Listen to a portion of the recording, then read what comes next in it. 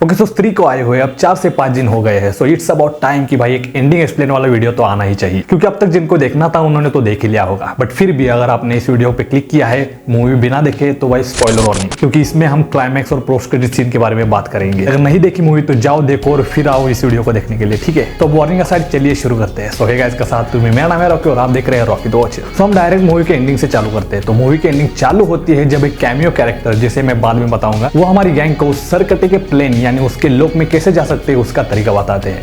But जाना इतना आसान नहीं होता, क्योंकि वहां जाना किसके भी बस की बात नहीं होती। मतलब वहां कोई एक ओनली पुरुष या ओनली स्त्री नहीं जा सकती, ना कि ओनली जानवर। इसको अगर वहां पे जाना है तो उसको बीच का होना पड़ेगा। मतलब ना ही पूरी तरह से स्त्री और ना ही पूरी तरह से पुरुष और ना ही ओनली जानवर। सो ये सुनने के बाद आई वाज लाइक कि भाई हाँ, this is perfect time to reintroduce Varun Dhawan. So भाई लाओ उस भेड़िया को। But creators had other plan, जिसकी वजह से हम श्रद्धा कपूर को एक दूसरी नजर से देखना चालू करते हैं, क्योंकि वो कुछ ऐसे मंत्र पढ़ती है जिसकी वजह से विकी और वो एक हो जाते हैं। आई मीन लिटरली एक हो जाते हैं।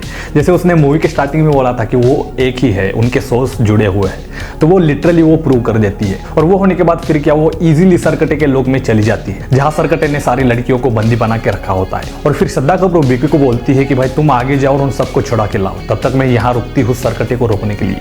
और क्योंकि सरकटे को स्त्री चाहिए होती है और स्त्री की चोटी श्रद्धा कपूर के पास होती है, तो सरकटे के लिए स्त्री तो वही है। तो हाँ, आंखों में पानी लेके विकी चला जाता है लड़कियों को छुड़ाने के लिए उस ब्रिज के पार, लावा को पार करके। बट वहां विकी जाने के बाद जब सरकटा आता है और श्रद्धा कपूर को उठा के उसके सारे पावर्स एब्जॉर्ब करने चालू कर देता है, तो वही दूसरी तरफ उन लड़कियों से भी वो एब्जॉर्ब करता है, जैसे कि वो कनेक्टेड हो। तो वो सब देखने के बाद अपना विकी बीइंग आशिक ऑफ श्रद्धा कपूर कैरेक्टर दौड़ा हुआ चला आता है और फिर फाइटिंग चालू हो जाती है। बट अनफॉर्चुनेटली उनके पावर्स कुछ काम नहीं आते सरकटे को रोकने के लिए। वैसे विकी के पास तो कोई पावर्स नहीं है प्रेम भाव के अलावा। बट फिर उन्हें एक वेपन दिखाई देता है पत्थर में फंसा हुआ, जिससे ओजी स्त्री ने सरकटे का सर धड़ से अलग किया था। तो विकी वो निकालने चला जाता है और तभी प्लान बी की एंट्री होती है, जिससे वो बीच मूवी से टीज कर रहे होते हैं। जहां जब उन्हें पता चलता है कि उस लोक में कोई सिर्फ एक इंसान या जानवर नहीं जा सकता, तभी जना बोल रहा होता है कि भाई उसके पास एक प्लान बी है, प्लान बी मतलब भेड़िया, जो तभी हम देखते हैं जब उसकी सबसे ज्यादा जरूरत होती है। और क्योंकि वो सिर्फ इंसान भी नहीं है और सिर्फ जानवर भी नहीं, तो उसका कोई प्रॉब्लम नहीं होता उसे अंदर बाहर करने में उस लोक से। तो हाँ, तब उसकी एंट्री होती है और काफी बढ़िया एंट्री थी, जब तक वो भेड़िया नहीं बनता पूरी तरह से,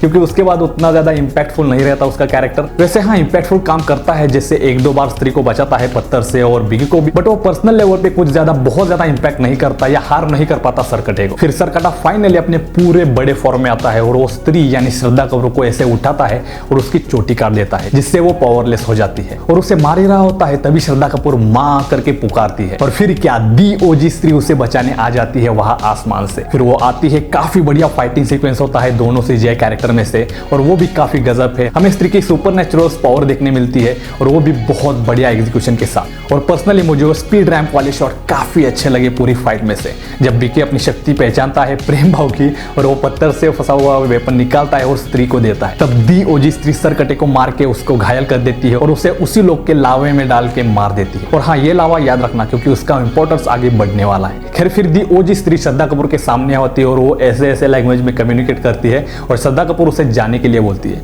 फिर वो चली जाती है, मतलब गायब हो जाती है थिन एयर में। देन लाइक फर्स्ट मूवी, सब महिलाओं को वो बचा के फिर से चंदेरी के एक बार रक्षक बन जाते हैं। बाद में हमें श्रद्धा कपूर के कैरेक्टर खुद अपनी आइडेंटिटी बताती है कि वो दी ओजी स्त्री की बेटी है और वो एक छलावा है, एक परछाई है, जो इतने लंबे टाइम से यहाँ है क्योंकि उसे उसकी माँ की मुक्ति दिलानी थी। बट फाइनली वो अपना नाम बताती है, बट सिर्फ विकी को। और उसके रिएक्शन से लग रहा है कि हाँ, कुछ अच्छा नाम नहीं है। मतलब भाई आप ही सोचो, वो चंदेरी के पुराणों में लिखी हुई स्त्री की बेटी है, तो कितनी उम्र हो गई होगी उसकी, तो उसके समय का ही नाम होगा ना।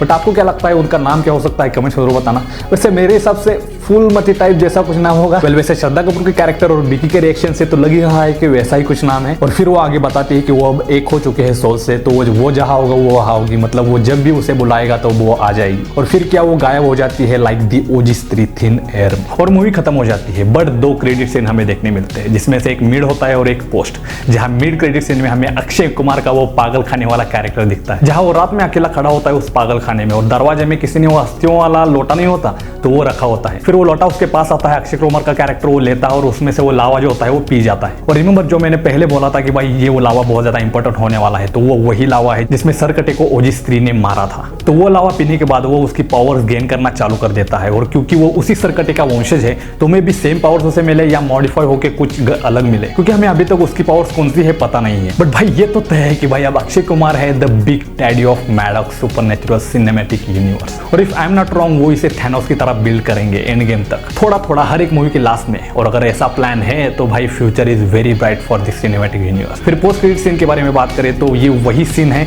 जो मुंजा के लास्ट में था, जहां भास्कर नंगा है जंगल में और जाना उसके लिए कपड़े लेके जाता है। बट यहाँ थोड़ा वो एक्सटेंड करके दिखाया गया है, जहां भास्कर बोल रहा होता है कि मुझे दिल्ली जाना है किस काम से, तब जना बोलता है कि चल मैं भी आता हूँ। तब भास्कर उसे बताता है कि भाई नहीं वहां खतरा है, और ये कोई ऐसा वैसा खतरा नहीं बल्कि वो रक्त पीता है गर्दन से। तो वो ऑफकोर्स ये बात कर रहे हैं आयुष्मान खुराना के वैम्पायर कैरेक्टर के बारे में, जिसकी शूटिंग इस नवंबर से चालू होगी, जो कि सपोजडली अब वही नेक्स्ट मूवी होंगी इस सिनेमैटिक यूनिवर्स की। और इसका नाम बताया जा रहा है वैम्पायर्स ऑफ विजयनगर, और नाम से लग रहा है कि भाई वो एक नहीं होगा बल्कि उनकी फैमिली होगी, फैमिली नहीं फैमिलीज होगी जो इंसानों के बीच में रह रही होगी बिना नोटिस हुए। तो हाँ, तो इसी न्यूज की नेक्स्ट इंस्टॉलमेंट यही। और फिर भेड़िया तो क्योंकि उसे तो कंफर्म कर ही दिया है, तो हाँ बहुत ही ज्यादा बढ़िया बैठा रहे हैं साल में 2 मूवीज। तो जैसे वेस्ट में मार्वल वर्सेस डीसी है, वैसे इंडिया में स्पाई यूनिवर्सेस वर्सेस एमएसयू हो सकता है। But this next few years are very critical from decision making point of view, क्योंकि कुछ एक डिसीजन गलत हो गया तो पूरी सिनेमैटिक यूनिवर्स को डुबा सकता है, लाइक डीसी। सो हाँ, very excited for this universe future. But then again if you question this universe, ऐसे काफी क्वेश्चंस है जो एक लूप होल है, जो क्वेश्चंस है कुछ सीन्स है जिसका सेंस नहीं बनता उसके ऊपर। तो हाँ, हम अगले वीडियो में वो एड्रेस करेंगे, बट हाँ उनके ऊपर उनको काम करना होगा अगर एक सक्सेसफुल सिनेमैटिक यूनिवर्स बनाना है तो। बाकी आपको क्या लगता है, और आपकी कोई फैन थ्योरी है तो कमेंट में जरूर बताना, मैं अगले वीडियो में उसको जरूर कवर करूंगा। और अगर वीडियो पसंद आया तो वीडियो को शेयर और चैनल को सब्सक्राइब जरूर करना। बाकी मिलते हैं नेक्स्ट वन, तब तक देखते रहिए रॉकी द वॉचर। जय हिंद।